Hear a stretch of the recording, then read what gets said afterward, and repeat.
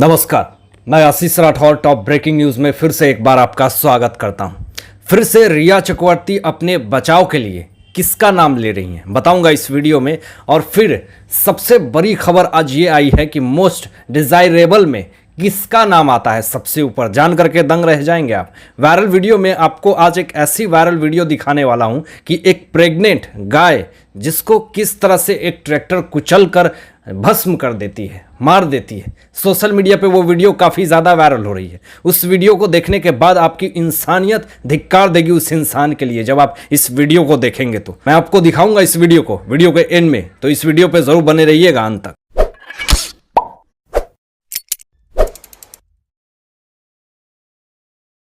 जब इंसान बुरी स्थिति में फंसता है तो वो ये सोचता है कि मैं कैसे इस स्थिति से बाहर निकलूं।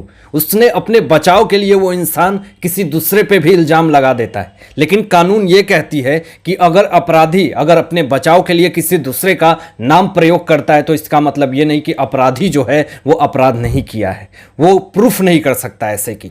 मैं आपको बता दूं कि रिया चक्रवर्ती ने हाल में ही अपने बचाव के लिए एसएसआर के ऊपर, एसएसआर के फैमिली के ऊपर जिस तरह से उन्होंने अपराध का, जिस तरह से उन्हें ड्रग्स लेने का आरोप लगाया था, इस पर से सोशल मीडिया पे बहुत ही खरी खोटी गालियां उनको सुनने को मिली कि आप उस इंसान की जिंदगी अभी चली गई है और आप उस पर ब्लेम कर रहे हैं, और ऐसे इंसान के ऊपर ब्लेम कर रहे हैं जो अपने आप को साबित भी नहीं कर सकता कि आप झूठ बोल रही हैं। लेकिन फिर से एनसीबी के सामने जिस तरह से उन्होंने एक कबूलनामा प्रवेश किया था, जिस तरह से कबूलनामे का हमारे पास भी सीट आया है सोर्सेस से, वो सीट मैं आपको दिखाऊंगा कि किस तरह से उन्होंने सारा अली खान का नाम लिया है। बताऊंगा आपको कि किस तरह से उन्होंने अपने बचाव के लिए सारा अली खान को भी फंसा दिया। अपनी बचाव के लिए रिया चक्रवर्ती ने एसएसआर के फैमिली को बदनाम तो कर दिया, लेकिन पूरी तरह से जो कबूलनामा उन्होंने एनसीबी के सामने रखा है, जिसको जी न्यूज से लेकर के दैनिक भास्कर, आज तक सारे न्यूज चैनल ने इस बात को छापा है। और उन्होंने कहा है एनसीबी के सामने, ये कबूलनामा में कहा है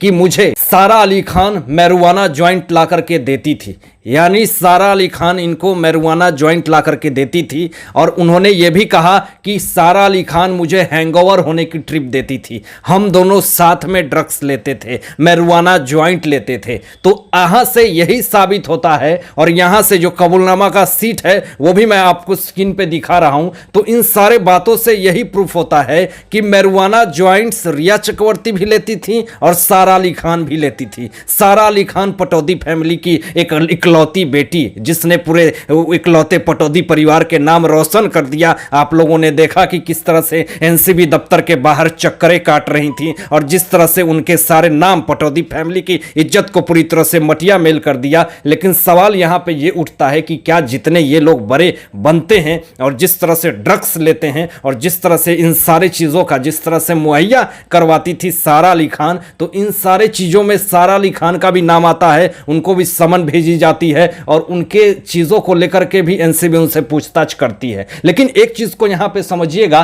कि रिया चक्रवर्ती अपने आप को बचाने के लिए क्या सारे लोगों को डिफेम कर रही हैं, बदनाम कर रही हैं, उन सारे लोगों को नाम ले रही हैं, ये अपने आप में एक बहुत बड़ी बात है और सोचनीय बात है। रिया चक्रवर्ती के ऊपर यह कहावत बहुत ही सटीक बैठता है कि हम तो डूबेंगे सनम, साथ साथ तुम्हें भी ले डूबेंगे। आज जिस तरह से रिया चक्रवर्ती जिन सारे लोगों का पोल पट्टी खोल रही हैं, रिया चक्रवर्ती ने पूरे बॉलीवुड इंडस्ट्री के जो ड्रग्स जो कारोबारी हैं उन सब लोगों को अंदर करवा दिया। यहां तक कि रिया चक्रवर्ती के चैट भी पकड़ाए थे जिसमें कि सारा अली खान से इनकी बातचीत हुई थी ड्रग्स को लेकर के। तो इस विषय में जब सीबीआई उनसे पूछती है, इस विषय में जब नारकोटिक्स वाले पूछते हैं एनसीबी, तो फिर यहां पे ये कबूल करना होता है कि यहां पे सारा अली खान से मुझे इस विषय में बात हो रही थी। तो सारी चीजें निकल करके सामने आ गई। अब जिस तरह से सारा अली खान जिस तरह से एनसीबी के दफ्तर के चक्कर काटने लगती हैं, तो उनके पिताजी उस वक्त करीना कपूर खान जो थी वो प्रेग्नेंट थी, तो उनको सैफ अली खान ने कहा कि तुमने अपनी जिंदगी जिस तरह से मटिया मेल करी है, जिसने हमारे तरह से पटौदी परिवार की नाम को मटिया मेल कर दिया है, उस वक्त उस समय न सैफ अली खान और न करीना कपूर खान उनके लिए काम आए थे। वो अकेले एनसीबी के दफ्तर में आए थे और ये पटौदी महाराजा कॉम्प्लेक्स में जाकर के बैठे हुए थे, क्योंकि उस वक्त करीना कपूर खान प्रेग्नेंट होती हैं। रिया अपने बचाव के लिए कभी एसएसआर को बदनाम कर रही हैं, कभी उनकी फैमिली को बदनाम कर रही हैं। सारा अली खान को लेकर के उन्होंने बहुत सारी बातें कही कि इसका मुझे व्हाट्सएप में, ये मुझे घर बुलाती थी, पूछती थी कि क्या तुम्हारे पास ड्रग्स हैं, तुम आओ पार्टियां करो, आइसक्रीम खाती थी और मुझे बताती थी कि हैंगओवर होने के बाद क्या क्या स्टेप फॉलो करने चाहिए तब हैंगओवर होगा। देन जब एनसीबी समन के लिए सारा अली खान को ऑफिस में बुलाती हैं तो ये कहती हैं कि केदारनाथ के शूटिंग के वक्त एसएसआर ड्रग्स लेते थे। यानी यहाँ पे सारा अली खान अपनी बचाव के लिए एसएसआर को डिफेम कर रही हैं, बदनाम कर रही हैं। ये अपने आप में बहुत ही बुरा बात है, क्योंकि इनको ये पता है कि एसएसआर नीचे आकर के अपना बयान नहीं दे सकते क्योंकि वो इस दुनिया में नहीं है। लेकिन क्या हुआ, उनके लिए पूरे एसएसआरियंस जो करोड़ों लोग हैं उनके लिए पीछे नहीं हटेंगे, वो आगे आएंगे और अपनी बातें रखेंगे। लेकिन जिस तरह से एनसीबी के जोनल हेड समीर वानखेड़े जी ने साफ कहा कि मैंने कभी आज तक ये बात नहीं कही, ना सोशल मीडिया पे, ना कभी कोई ऑफिशियल स्टेटमेंट दिया कि एसएसआर ड्रग्स लेते थे। और उन्होंने ये बात पूरी दावे के साथ कैसे कही, जरूर उन्होंने बॉडी को पोस्टमार्टम करा होगा, उसमें इन्वेस्टिगेशन करी होगी, यहां तक कि जो इंसान ड्रग्स लेता है उसके ब्लड में ये सारी चीजें मिल जाती है। लेकिन जिस तरह से समीर वानखेड़े जी ने ये बातें कही, इसमें 110% सत्यता है। और उनके साथ जो अंकित आचार्य है, जो उनका बॉडीगार्ड है, जो उनका लोनावला में सिक्योरिटी गार्ड था, इन सारे लोगों ने कहा कि मैंने तो आज तक सुशांत सर को या सुशांत भैया को ड्रग्स लेते देखा ही नहीं। तो ये सारे लोग जिस तरह से उनको डिफेम कर रहे हैं, बदनाम कर रहे हैं, ऐसे लोगों पे बहुत ही शर्मनाक और निंदात्मक वाक्यों का प्रयोग करना चाहिए। द टाइम्स के हिसाब से मोस्ट डिजायरेबल पर्सन में रिया चक्रवर्ती का वुमेन में सबसे टॉप मोस्ट में उनका नाम है। और ये ऑनलाइन पोल वोटिंग के अंतर्गत इस चीज को करी गई है। और सुशांत का भी टॉप मोस्ट में डिजायरेबल में नाम है। मान सकता हूं कि एसएसआर के लिए, पूरे देश और दुनिया के लिए एक फीलिंग्स है। उनका उस लेवल पे नाम आता है तो दिल को सुकून मिलता है, खुशी होती है कि चलो इनका तो मान सकता हूं। लेकिन जिस तरह से रिया चक्रवर्ती का पीआर पूरी तरह से एक्टिव हो गया है, रिया चक्रवर्ती का ऐसा लगता है कि द टाइम्स ने किस बेसिस पे इनको द मोस्ट डिजायरेबल वुमेन में इनका नाम लिया। सबसे बड़ी चीज कि क्या ये वुमेन हो गई हैं। वोमेन किसको कहते हैं, गर्ल किसको कहते हैं, पहले तो इस बात को समझिएगा कि वोमेन किसको कहा जाता है और गर्ल किसको कहा जाता है। देन उसके बाद आपको यह भी बता दें कि ये ऑनलाइन वोटिंग हुई है। ऑनलाइन पोल के हिसाब से रिया चक्रवर्ती को the most popular desirable women में रखा गया है। तो जिस तरह से सोशल मीडिया पे किस तरह से रिया चक्रवर्ती की जिस तरह से थू हो रही है, जिस तरह से किस तरह से लोगों ने इतना सारा ट्रोल, भद्दी भद्दी गालियां देनी शुरू कर दी हैं और इस तरह के लोग आरती उतार रहे हैं उनको। और ऐसी स्थिति में द टाइम्स ने मोस्ट डिजायरेबल वुमेन में कैसे इनका नाम दे दिया, ये अपने आप में बहुत बड़ी बात है और शर्मनाक बात है। और एक चीज और समझिएगा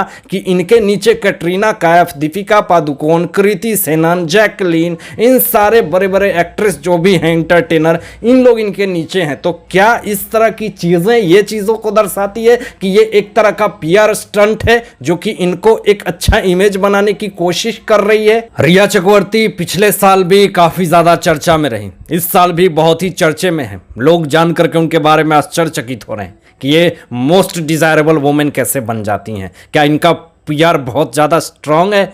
तो अब जिस तरह से उनके ऊपर आरोप लगे हुए हैं, एसएसआर को खुदकुशी करवाने का एक बहुत ही गहरा आरोप लगा हुआ है। इनके ऊपर मुकदमाएं चल रही हैं, इनकी फैमिली इनके ऊपर बहुत सारे केसेस ठोके हुए हैं। तो उस पे बचने के लिए ये दूसरे को ब्लेम लगा रही हैं। लेकिन कहां तक आप झूठ को छिपाइएगा, सच्चाई तो एक ना एक दिन जरूर सामने आ जाएंगे। सोशल मीडिया पे एक वीडियो बहुत तेजी से वायरल हो रही है और उस वीडियो को अगर एक इंसानियत के रूप में अगर इंसान उसको देखे तो उसकी रूह कांप जाएगी। जिस तरह से निर्दयी इंसान ने, जिस तरह से उस प्रेग्नेंट गाय के साथ इस तरह से अभद्रता वाली लक्षण करी है।